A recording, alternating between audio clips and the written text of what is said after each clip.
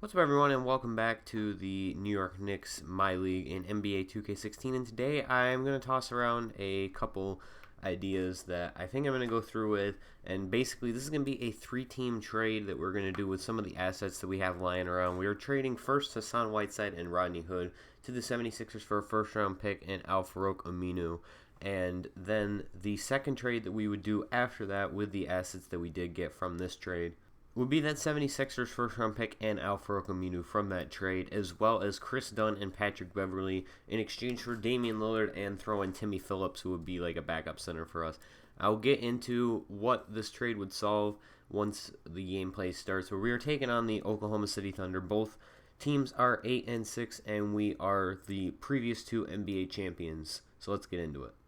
The Knicks are in Oklahoma City in a matchup of the previous two NBA champions, but these teams both look very different, as the Knicks lost Carmelo Anthony to free agency, and the Thunder have lost Russell Westbrook for the first 8 to 10 weeks of the season. These teams both come in at 8-6 on the season. So let me get into why I looked at Damian Lillard as a possible trade target. We had a bunch of okay point guards who weren't super great, with Jaren Grant's move to shooting guard having paid off up to this point in the season, puts him in more of a scoring role than a distribution role, which I think actually fits him better.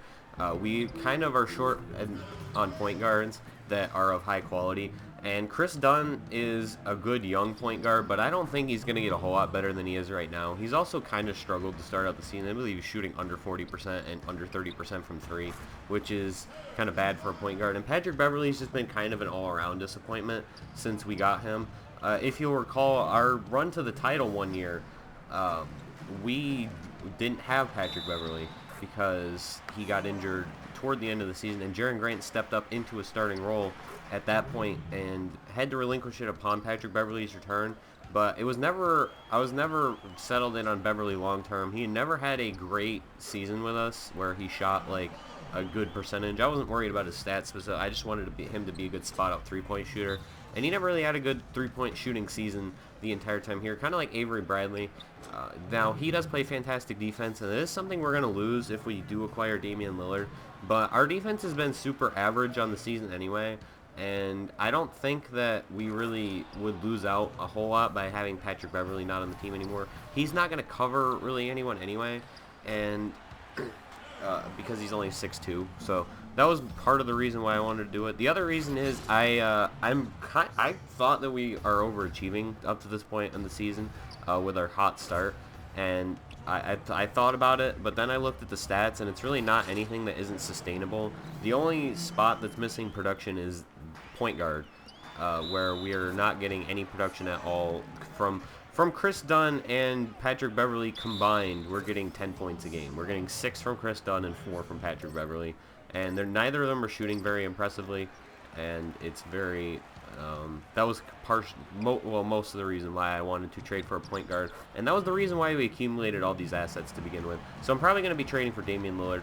I cut out the footage, but you can see, see the score was kind of run up after the first quarter.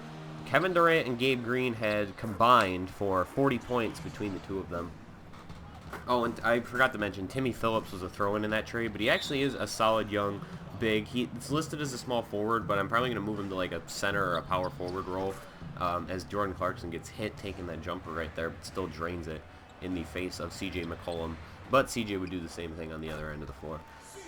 Timmy Phillips might actually be a solid young rotation guy in a couple years or so. I'm probably going to use a couple like training camps on him, but he's kind of what Ed Davis is, just a little bit younger and maybe better. It remains to be seen.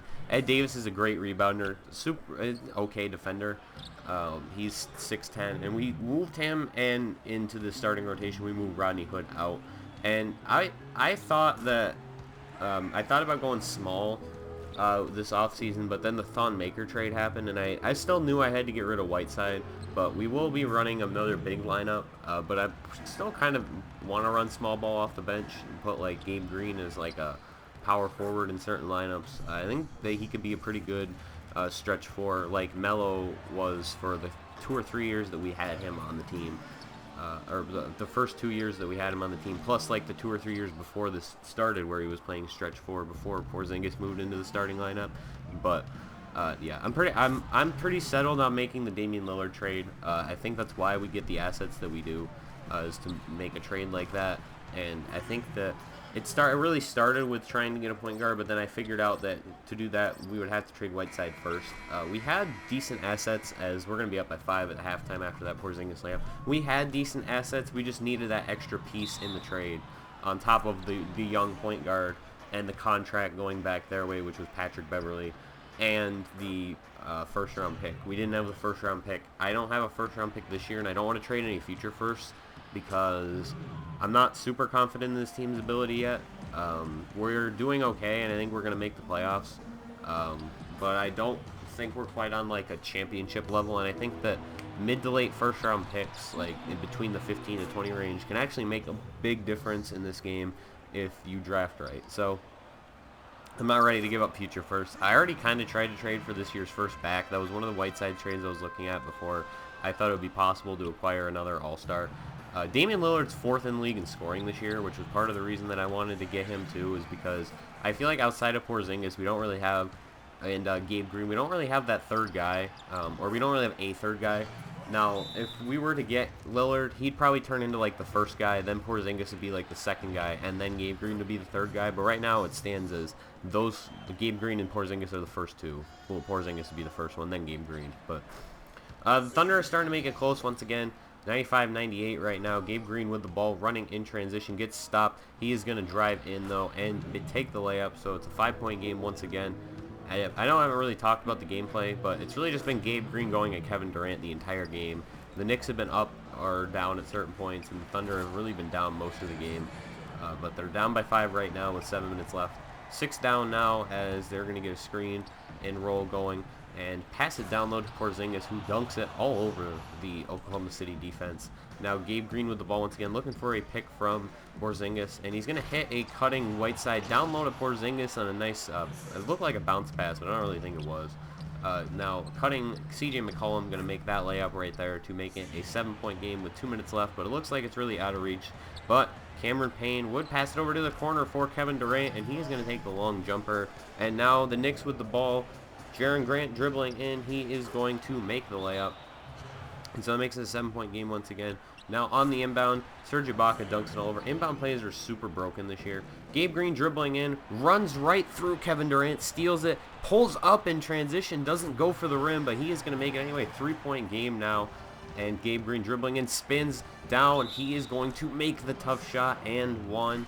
6-point game now. Kevin Durant working his way past the defense, but gives it down low to Cam Payne. And now with 9 seconds left, Durant dribbles over to Cameron Payne. Jumps too early by Patrick Beverley. Takes the 3, but he is going to miss it. Hassan Whiteside with the rebound out to Gabe Green. Not going to be fouled in time. And the Knicks are going to escape after trying to lose the game late. They will escape with a 3-point victory over the Oklahoma City Thunder. Not a squad very indicative of their talent level on either side. I think that we kind of overachieved this game, but also I believe that the Thunder didn't perform up to their normal standard, mostly because Russell Westbrook's injured. So thank you guys for watching. Hope you enjoy it, and see you next time for the Knicks MyLeague, where we'll have a decision on the trade.